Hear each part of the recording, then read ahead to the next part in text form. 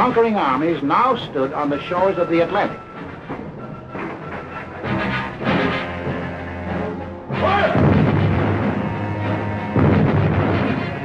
The danger was suddenly close. Countries conquered by the Nazis had possessions outside of Europe. Some of these possessions are in America. Would the Nazis demand the French naval units at Martinique? Would the Nazis move into the Dutch oil fields at Curacao? Would the Nazis seize the French naval base at Dakar for invasion of South America? Already in Brazil, there were over 1 million Germans who lived exactly as they did in Germany. 1,200 German schools with Nazi textbooks and Nazi teachers. Nazi newspapers. Hermann Goering glider clubs had been established. Also in Brazil, there were 260,000 Japanese taking orders from Japan. In Ecuador, within easy bombing range of the Panama Canal, German airlines had been established. German pilots were reserve officers of the Luftwaffe. The German transport planes had bomb racks already built in. In Argentina, German athletic clubs similar to the Hitler Youth Movement had been organized exclusively for Germans.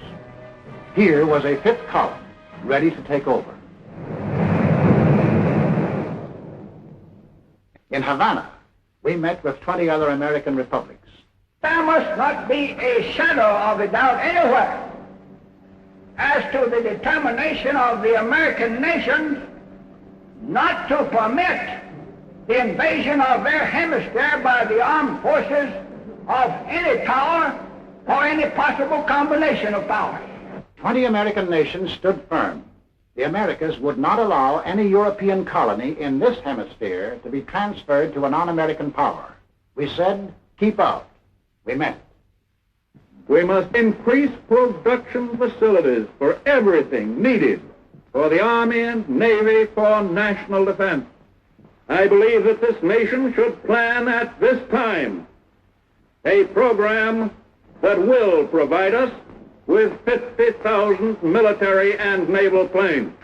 To protect our shores, we authorized construction of a two-ocean navy, the greatest the world has ever known. At least it would be the greatest navy when completed in 1944. But then, in 1940, it was only a paper navy. Our fighting forces at that time consisted of an army of 187,000 men, a navy of 120,000, and this dot was the Air Corps, 22,387 strong. All told, 330,000 men.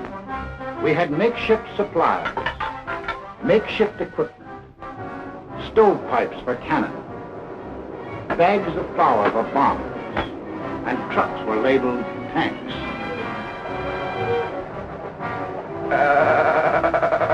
Our infantry had exactly 488 machine guns.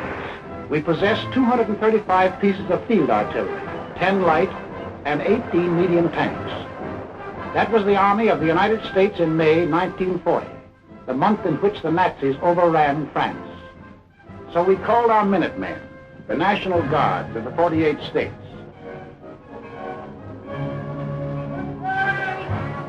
And most important, Congress passed the Selective Service Act. For the first time in our history, we began mobilizing an army while still at peace. The first number is serial number 158. This is the Army, Mr. Jones. No private room or telephone. You had your breakfast in bed before, but you won't have it there anymore. The second number, which has just been drawn, is 192.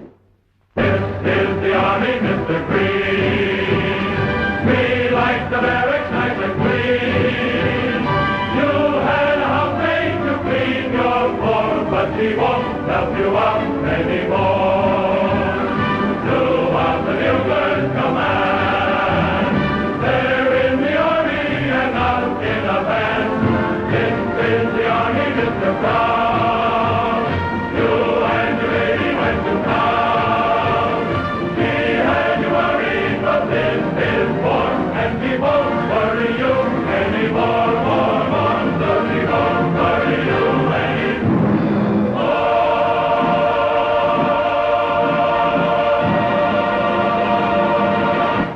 too soon.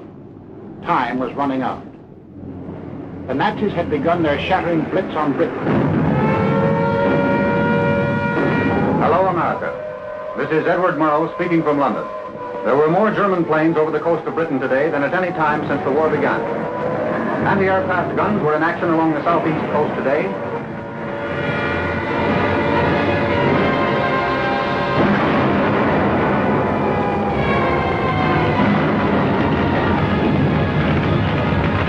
Back on Main Street, USA, daily we followed Britain's life struggle. For if Britain died, we would be in grave peril. Our first line of defense in the Atlantic, the British fleet, might go to Nazi Germany. We would be unprotected, our shores, our people, our homes endangered. Britain must not fall. In our harbors, idle and rotting, lay ancient destroyers. They had been built for World War I, but this was World War II, and this gave us an idea. 50 tired, over-aged destroyers were revitalized, transferred to Great Britain. We received a chain of bases stretching from Newfoundland to British Guiana. These bases threw a steel wall around the Caribbean. These bases gave new safety to the Panama Canal. It was now clear to aggressors that we were conscious of the threat they represented to our country. Mr. Burley, Assistant Secretary of State, will tell us how they got together and tried to scare us off. From 1936 on, it became increasingly clear to the world that Germany, Italy, and Japan were pursuing a common pattern of aggression, both in Europe and in the Far East. On September 27, 1940, these three powers signed the so-called Pact of Berlin, or Tripartite Pact, a treaty of far-reaching alliance. By that treaty, it was provided that the three countries would assist one another with all political, economic, and military means when one of the powers was attacked, note particularly the use of the word attacked, by a power not then involved in the European War or in the Chinese-Japanese conflict. The last of these provisions was aimed directly at the United States. Tokyo celebrated.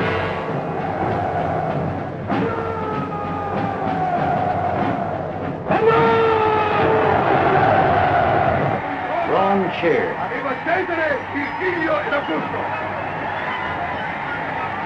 Berlin hired itself hoarse. It was clear now that the three Axis countries definitely stood against us. More anxious than ever, we watched the life and death struggle for the possession of the skies over Britain.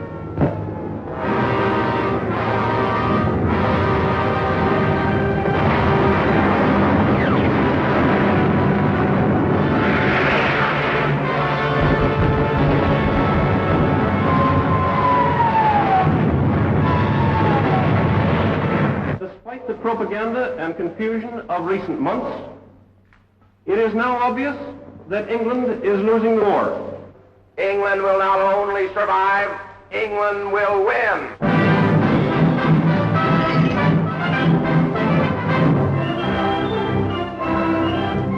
So, when we were asked, should we keep out of war or aid Britain even at the risk of war? Aid Britain even at the risk of war, 68%. Thus, the march of conquest of the self-termed master races changed our national attitude from 1936, when only 1 out of 20 Americans thought we would be involved in war, to 1941, when 14 out of 20 Americans were willing to risk war if war was necessary to ensure Axis defeat. I ask this Congress for authority and for funds sufficient to manufacture additional munitions and of many kinds to be turned over to those nations which are now in active war with aggressor nations. Our most useful and immediate role is to act as a force of them as well as ourselves. We shall send in ever-increasing numbers ships, planes, tanks, guns, That is our purpose and our pledge. By an overwhelming majority, Congress passed Lend-Lease, Bill number 1776, another declaration of independence. Independence from tyranny, 1941 style. On April 6, 1941, the Nazi juggernaut overran into Yugoslavia and Greece. On June the 22nd, 1941, the success-crazy Nazis took their longest step toward world conquest. Without any declaration of war, they blitzed into Russia.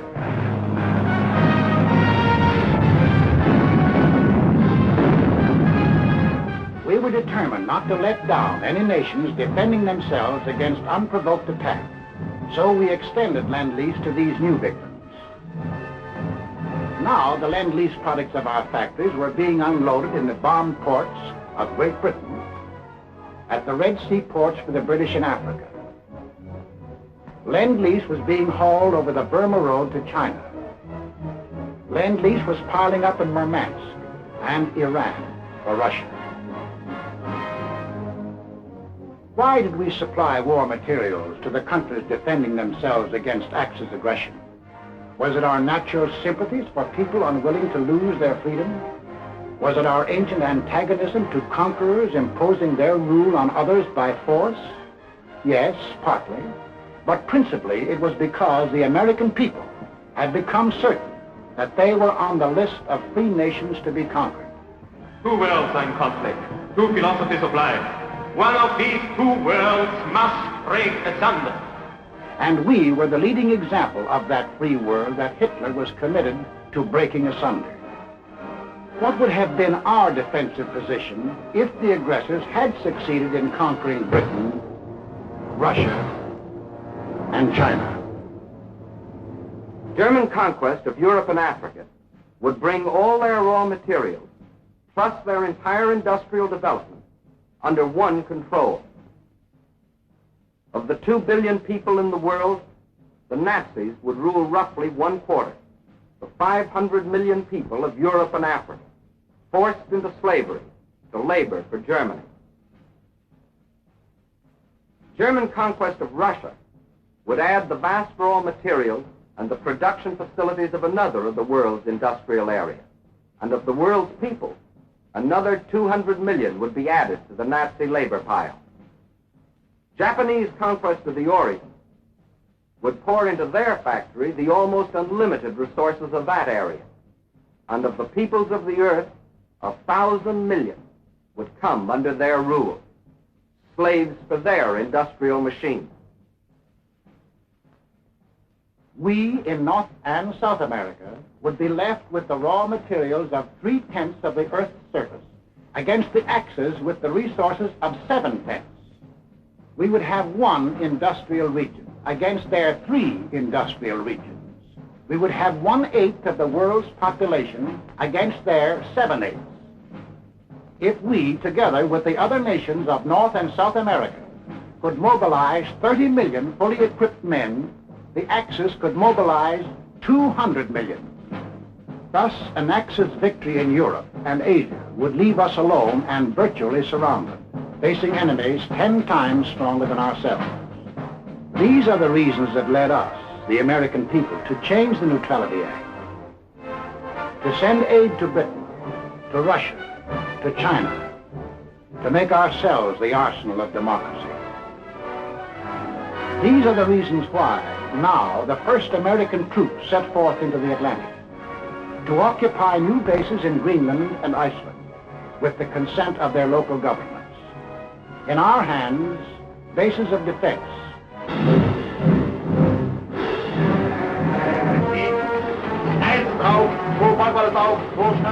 The Germans opened unrestricted submarine warfare.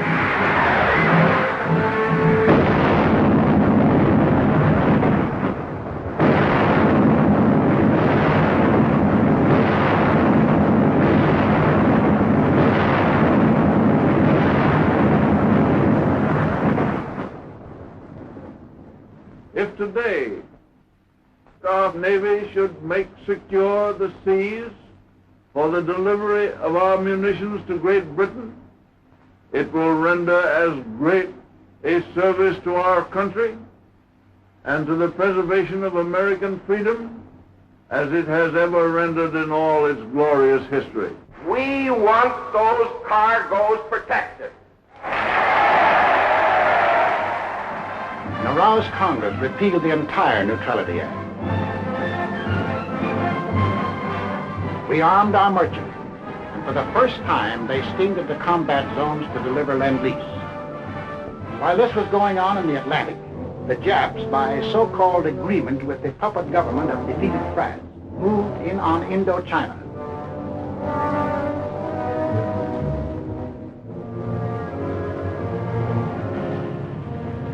There were now only two threats to their plan for conquest of Greater East Asia. First was their northern neighbor, Russia, the only military power within striking distance of Japan. The Nazis were taking care of Russia. The second threat to Japanese conquest was us. Japanese southward expansion was too dangerous to attempt with our bases still standing in the Philippines and our supply lines open to Wake, to Midway, and to Hawaii. We were in their way. We had to be removed, but in the Japanese way. Off to Washington went Special Ambassador Kurosawa on what the Japs said was a mission of peace. But carefully synchronized with his departure from Tokyo was the departure of a Jap task force under sealed orders, not on a mission of peace. On November 14th, Mr. Kurosawa arrived in San Francisco, smiling his toothy smile as he sang the old song of Japanese friendship. The Japanese were a peace-loving people. Their whole policy was devoted to the establishment of permanent peace in Asia. Our aid to China was delaying the establishment of that peace. Our refusal to sell them oil and scrap was interfering with the establishment of that peace. Our objections to their taking over the East Indies, Greater East Asia, was an interruption in the establishment of that peace. All they wanted was peace. On November 17th, Mr. Kurosawa and Japanese Ambassador Nomura were received by the President in the presence of the Secretary of State, Cordell Hull. It very quickly became clear that the Japanese had brought no new proposals and that the Japanese intended to continue their campaign to conquer China and all East Asia. However, on November 26th, our Secretary of State presented the Japanese with the basis for peaceful agreement between the two nations. The proposal was forwarded to Tokyo. The Japs had to stall for time, but only a short time. The task force was nearing its goal. Sunday, December 7th, 1941.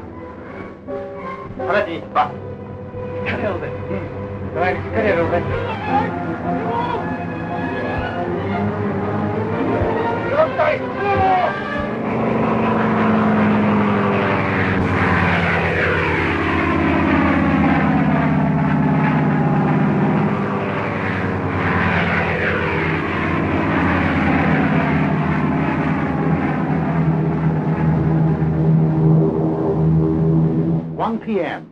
Eastern Standard Time. The Japanese emissaries are expected at the State Department to keep a 1 o'clock appointment they had requested in order to present their answers to our proposals. 1:05 p.m. The Japanese planes are approaching Hawaii.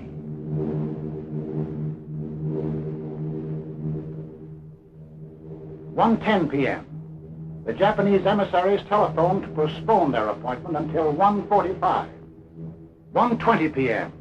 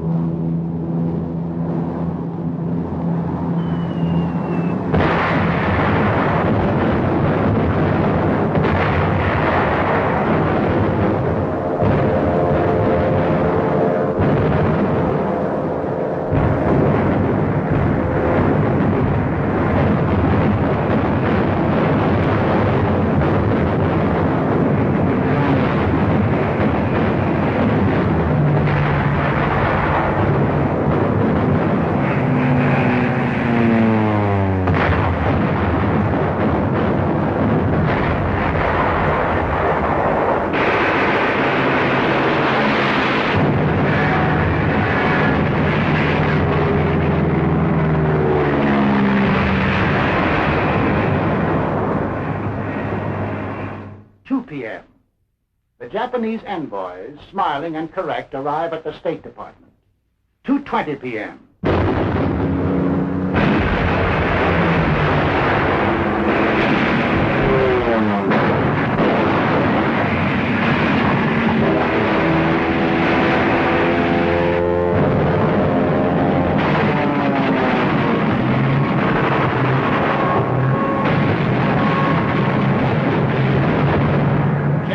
Planes had been sowing death and destruction for an hour on American outposts in the Pacific when the Japanese envoys presented a memorandum to Mr. Hull.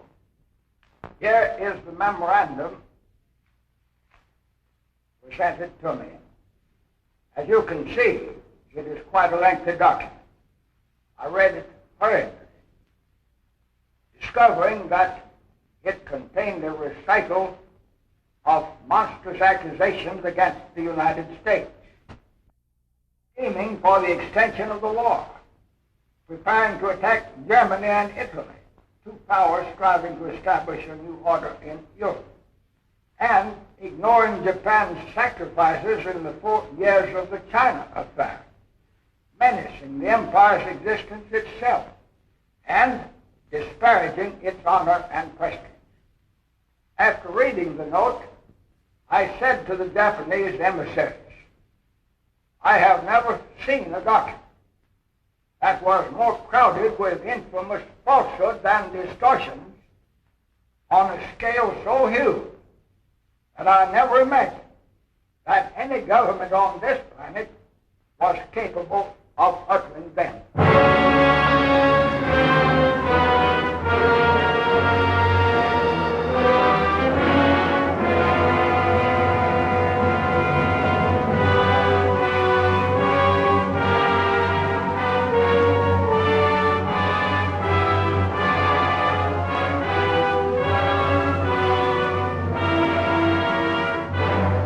I ask that the Congress declare that since the unprovoked and dastardly attack by Japan on Sunday, December 7, 1941, a state of war has existed between the United States and the Japanese Empire.